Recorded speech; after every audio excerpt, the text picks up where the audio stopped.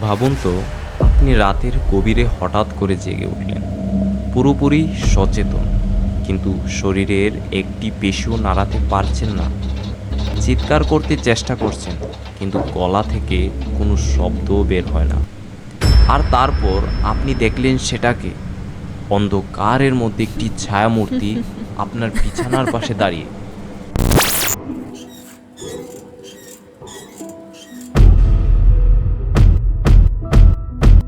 এটি কোনো স্বপ্ন নয়, এটি হলো ঘুম প্যারালাইসিস।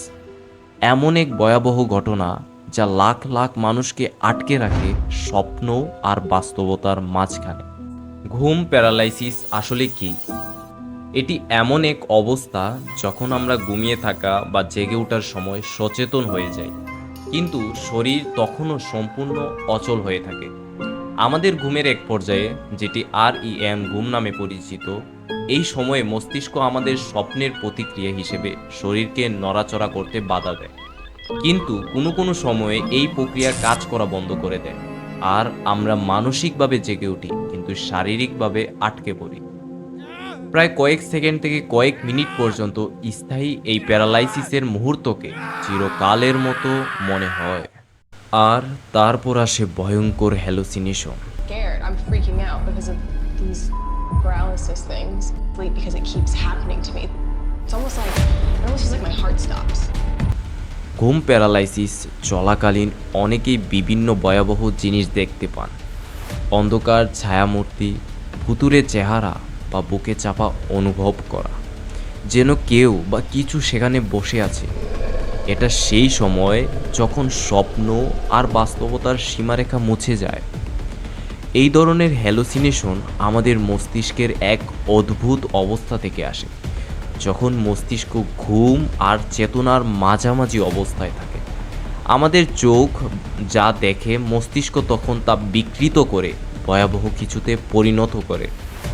অনেকেই বিশ্বাস করেন এই অভিজ্ঞতাগুলো আসলেই অশরীর আত্মা, জিন বা ভিন গ্রহের প্রাণীদের উপস্থিতির প্রমাণ। এ সময় আমাদের অসহায় বোধ করা পরিস্থিতিকে আরও বেশি ভীতকর করে তোলে। কিন্তু ঘুম প্যারালাইসিস কেন হয়? এর পেছনে রয়েছে কিছু সাধারণ কারণ। ঘুমের অভাব, অতিরিক্ত মানসিক চাপ, অনিয়মিত ঘুমের রুটিন এবং পিঠের উপর শোয়া, এগুলো সবই ঘুম প্যারালাইসিসের কারণ হতে পারে। অবাক লাগলেও 8% মানুষ তাদের জীবনের কোনো না কোনো সময়ে এই অভিজ্ঞতার মুখোমুখি হয়। অনেকের জন্য এটা বারবার ঘটে, বিশেষ করে যাদের ইনসোমনিয়া বা নার্কোলেপসির মতো ঘুমের সমস্যায় ভোগেন। তাদের মধ্যে ঘুম প্যারালাইসিসের প্রবণতা বেশি দেখা যায়। কিন্তু কখনো কখনো এটি এমনভাবেই ঘটে যে আপনি এর কোনো কারণই খুঁজে পান না। তখন প্রশ্ন জাগে, এটি কি শুধু বিজ্ঞান নাকি অন্য কিছু? ইতিহাসে ঘুম প্যারালাইসিসকে ঘিরে অনেক অদ্ভুত গল্প রয়েছে।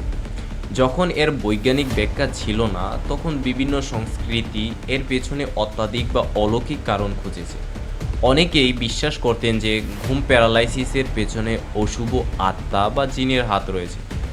মধ্যযুগীয় ইউরোপে বুকে চাপের অনুভূতিকে ডাইনি বা শয়তানের কাজ বলে মনে করা হতো।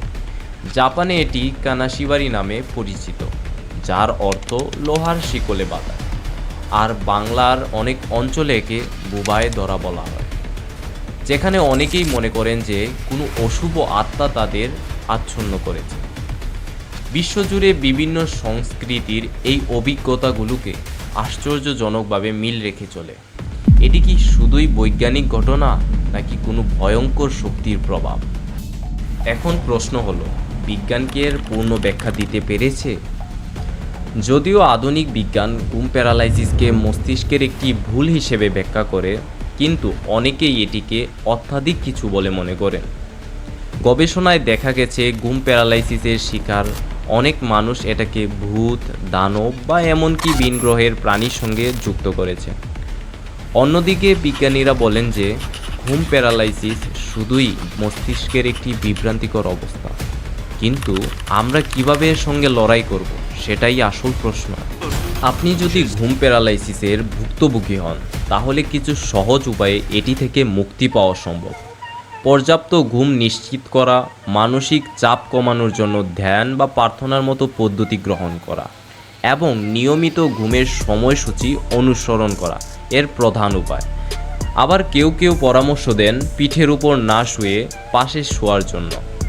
আর যদি কখনো ঘুম প্যারালাইসিস হয় তখন মনে রাখবেন এটি সাময়িক, শীঘ্রই আপনি পুরোপুরি জেগে উঠবেন এবং ঠিক হয়ে যাবেন।